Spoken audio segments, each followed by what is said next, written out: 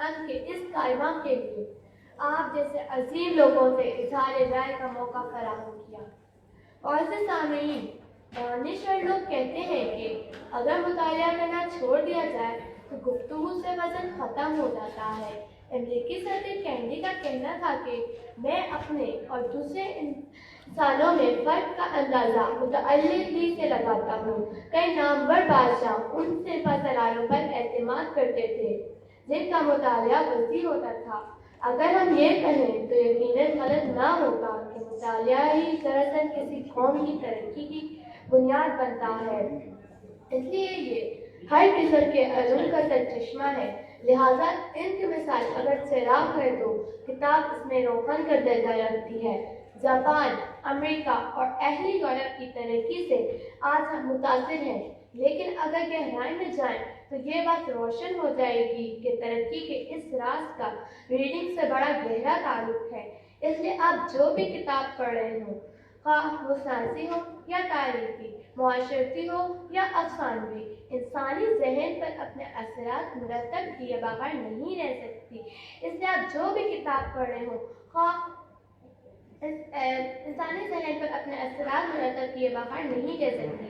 خاص طور پر معیاری کتابیں پڑھنے سے انسان پر شعور و ادراک، فہم و فراست اور سوجھ بوجھ کے نئے در کھلتے ہیں، غور و فکر کی ترغیب ملتی ہے، ذہن وسعت پاتا ہے اور قلب کو تازگی اور فرحت حاصل ہوتی ہے۔